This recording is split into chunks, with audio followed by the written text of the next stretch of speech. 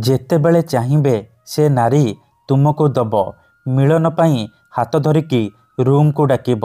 କେବଳ ନିଜ ପକେଟରେ ଏହାକୁ ରଖନ୍ତୁ। ସେ ନାରୀ 5 ମିନିଟରେ ତୁମ ପାଖକୁ ଆସିବା ପାଇଁ ବାଧ୍ୟ ହେବ। ଯାହା ଚାହିଁବେ ତାହା କରିବ।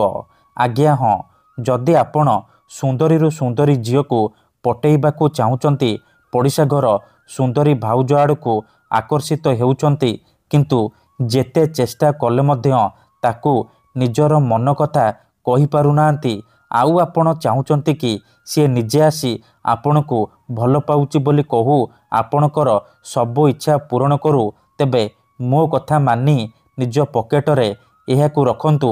ତାପରେ ଦେଖିବେ ଚମତ୍କାର।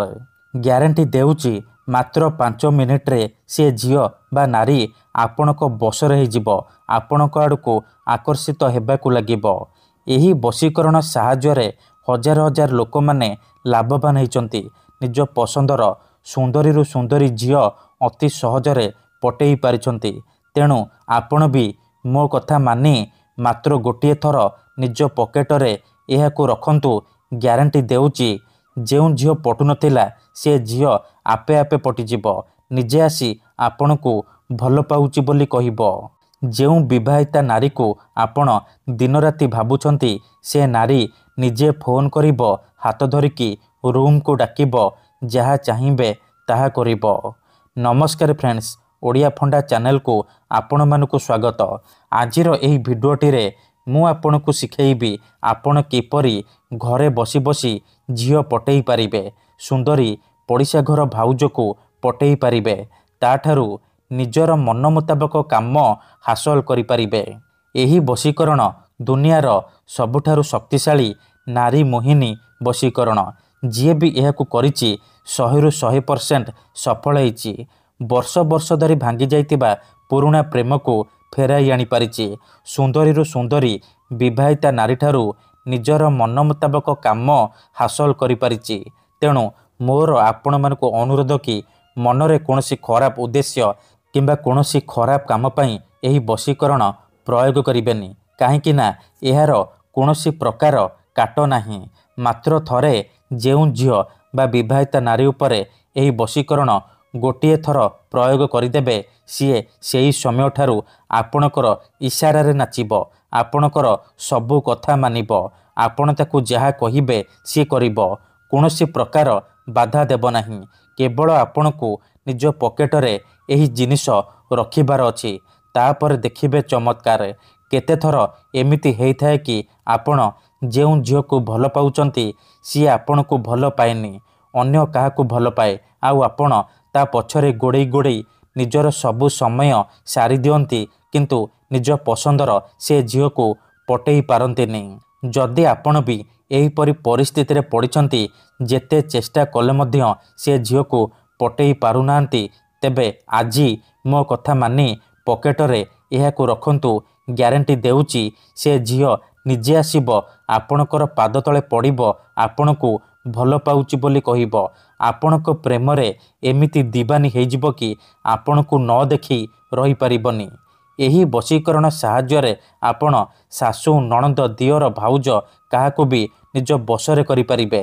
ତାଠାରୁ ନିଜର ମନ ମୁତାବକ କାମ ହାସଲ କରିପାରିବେ। ତେବେ ଏହି ବଶୀକରଣ ଆପଣ କିପରି କରିବେ, କେମିତି କରିବେ, ମୁଁ ଆପଣଙ୍କୁ ଶିଖେଇବି। ସମ୍ପୂର୍ଣ୍ଣ ପ୍ରୟୋଗ ବିଧି ମୁଁ ଆପଣଙ୍କୁ ଠିକ୍ ଭାବରେ ଶିଖେଇବି। ଜାଣିବା ପାଇଁ ଆପଣ ଭିଡ଼ିଓଟିକୁ ମୂଳରୁ ଶେଷ ପର୍ଯ୍ୟନ୍ତ ପୁରା ଧ୍ୟାନ ସହିତ ଦେଖନ୍ତୁ। ଠିକ୍ ଅଛି, ତେବେ ଯାଇକି ଆପଣ ସମ୍ପୂର୍ଣ୍ଣ ପ୍ରୟୋଗ ବିଧି ଠିକ୍ ଭାବରେ ଜାଣିପାରିବେ। ଅଧାରୁ ଛାଡ଼ିକି ପଳେଇଲେ କିମ୍ବା କାଟି କାଟି ଦେଖିଲେ ଆପଣ କିଛି ବି ବୁଝିପାରିବେନି। ପରେ କହିବେ, ଗୁରୁଜୀ ଆପଣଙ୍କର ବଶୀକରଣ କାମ କରୁନି। ଦେଖନ୍ତୁ, ବଶୀକରଣ ବିଧି ଜାଣିବା ପୂର୍ବରୁ ଛୋଟିଆ କଥା ଜାଣି ରଖନ୍ତୁ। ବଶୀକରଣ ଏମିତି ସେମିତି କାମ କରେନି। ମନରେ ସମ୍ପୂର୍ଣ୍ଣ ବିଶ୍ୱାସ, ନିଷ୍ଠା ଆଉ ଏକାଗ୍ରତାର ସହିତ ଆପଣଙ୍କୁ ଏହି ବଶୀକରଣ କରିବାକୁ ପଡ଼ିବ। ତେବେ ଯାଇ ମୁଁ ଆପଣଙ୍କୁ ଗ୍ୟାରେଣ୍ଟି ଦେଉଛି ଆପଣ ଯେଉଁ ଝିଅ ବା ନାରୀକୁ ପଟେଇବାକୁ ଚାହୁଁଛନ୍ତି, ତାକୁ ଅତି ସହଜରେ ପଟେଇ ପାରିବେ, ତାକୁ ନିଜ ପ୍ରେମରେ ଦିବାନୀ କରିପାରିବେ, ତାଠାରୁ କିଛି ବି କାମ ହାସଲ କରିପାରିବେ। ତେବେ ମନେ ରଖନ୍ତୁ, ଏହି ବଶୀକରଣ ଆପଣ କେଉଁ ବି ବାରରେ କରିପାରିବେ। ଯେବେ ବି କରିବେ ସୂର୍ଯ୍ୟାସ୍ତ ପରେ ରାତି ସମୟରେ କରିବେ। ଠିକ୍ ଅଛି।